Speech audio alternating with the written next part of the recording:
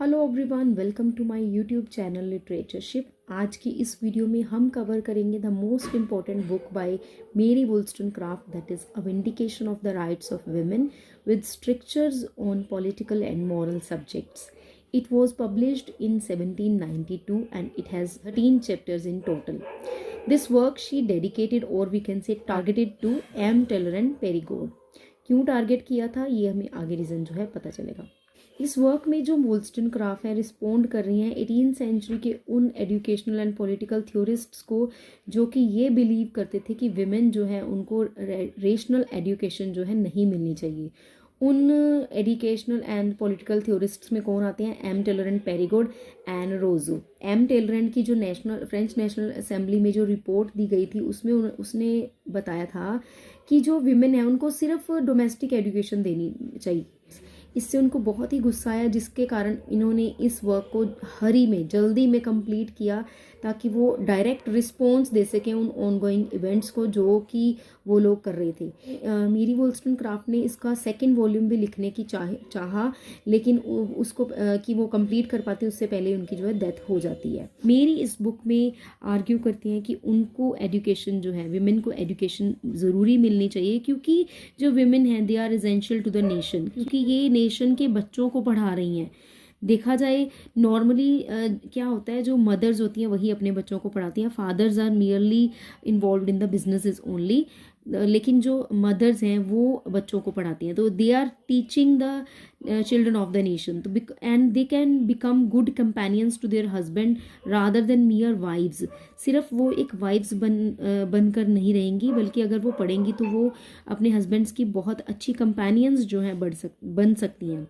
Instead of viewing women as ornaments to society or property to be traded in marriage, Wollstonecraft maintains that they are human beings deserving of the same fundamental rights as men. कहते कि जो society में जो लोग हैं women को as ornaments देखते हैं टू सोसाइटी की, सोसाइटी के लिए जो है एक ऑर्नामेंट है विमेन, उसकी ब्यूटी के कारण या कुछ भी। तो ऐसा नहीं होना चाहिए, या फिर वो एक प्रॉपर्टी बनकर रह जाती है जिसको मैरिज में ट्रेड किया जाता है। ठीक है, तो ऐसा नहीं होना चाहिए। वोल्स्टनक्राफ्ट जो है शी मेंटेन्स दैट कि जो ह्यूमन बीइंग्स हैं डिजर्विंग सेम फंडामेंटल राइट्स, जो मेन को राइट मिले हैं वही जो सेम फंडामेंटल राइट्स हैं तो विमेन को भी मिलने चाहिए। In this work she talks about 3 vital qualities of a human being which are reason, virtue and knowledge. ये मैं आपको आगे एक्सप्लेन करूंगी कि क्या मतलब है इनका। बायोग्राफर एमिली डब्ल्यू सनस्टीन ने इस वर्क के बारे में कहा है perhaps the most original book of the century, कि ये 18th सेंचुरी की मोस्ट ओरिजिनल बुक जो है। He asked 3 questions in the starting of the book. First is what makes humans better than other creatures, कि जो humans हैं उनको बाकी क्रीचर्स से बेटर क्या चीज़ बनाती है। दैट इज़ रीज़न, मीन्स कि हमारे सोचने की शक्ति, क्या हमारे लिए सही है, what is good for us but what is bad for us. कोई भी जानवर इन चीज़ों के बारे में नहीं सोच सकता, या कोई और क्रीचर जो है उसमें सोचने की समझने की शक्ति जो है नहीं होती है।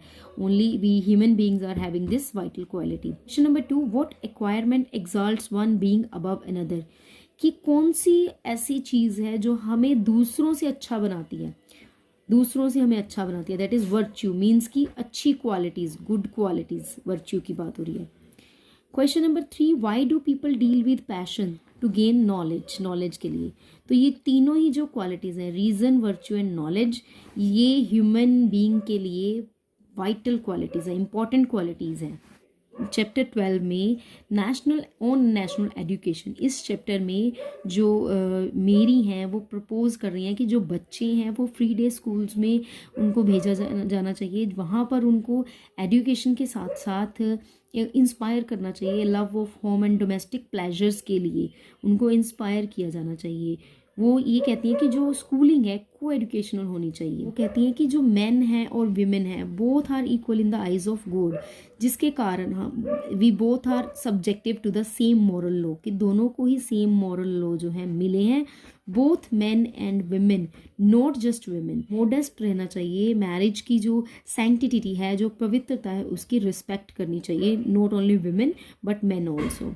She demanded that man adhere to the same virtues demanded of women, जो वर्च्यूज जो है विमेन से डिमांड की जाती है जिन वर्च्यूज़ की, वही वर्च्यूज़ जो हैं उनकी मैन से भी डिमांड किए जाने चाहिए. The lines in red are written by Mary in the book.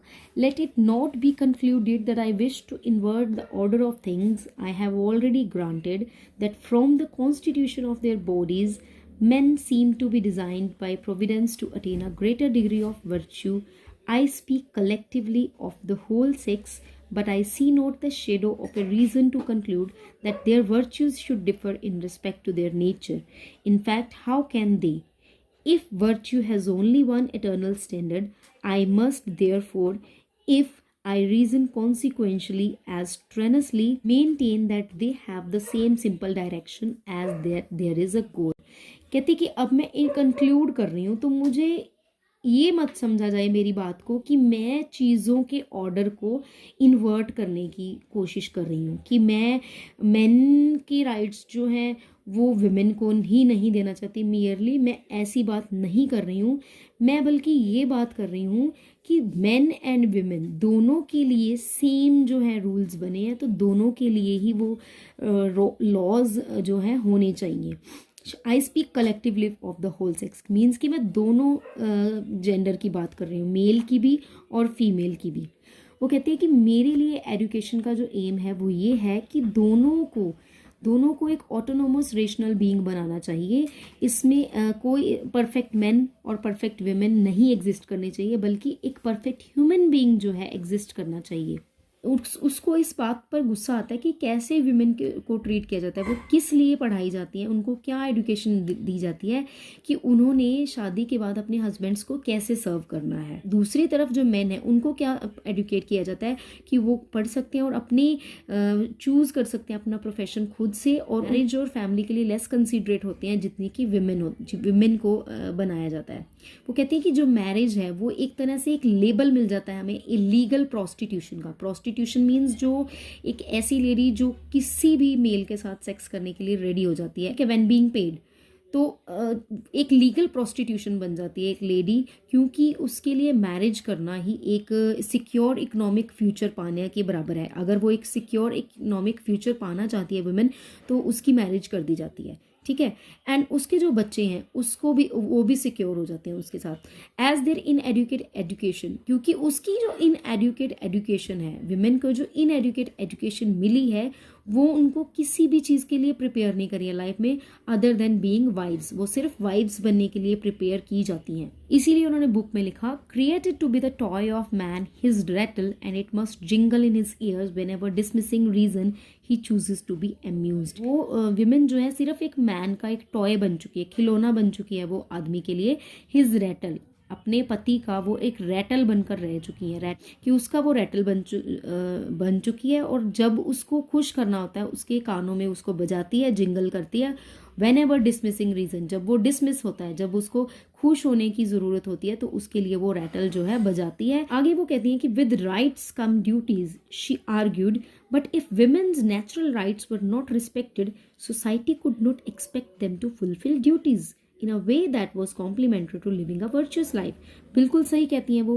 है तो अधिकार भी होने चाहिए. अगर उन विमेन के नेचुरल राइट्स की रिस्पेक्ट नहीं की जाती है, तो सोसाइटी फिर उसको उसकी ड्यूटीज़ फुलफिल करने के लिए भी उसके लिए एक्सपेक्टेशन नहीं रखे कि वो अपनी ड्यूटीज़ भी वो फुलफिल करे.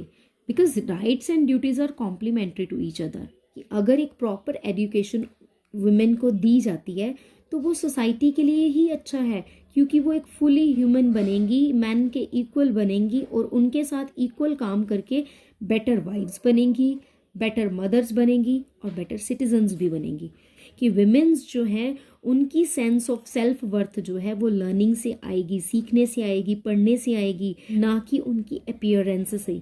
उनको सिर्फ सुंदर दिखना ही ज़रूरी नहीं है, उनके लिए एक लीगल प्रोस्टिट्यूशन मीन्स कि एक मैरिज करना ही ज़रूरी नहीं है, बल्कि उनके लिए एक जो है प्रॉपर एजुकेशन मिलना भी ज़रूरी है. कि अगर विमेन को ये सारी चीज़ें मिलती हैं, when they get proper education, तो एक वो भी हैप्पियर सोसाइटी बना सकती हैं और अपने बच्चों को पढ़ा सकती हैं, और नेशन के लिए वो बहुत ही एक फ्यूचर बिल्डर्स बन सकती हैं.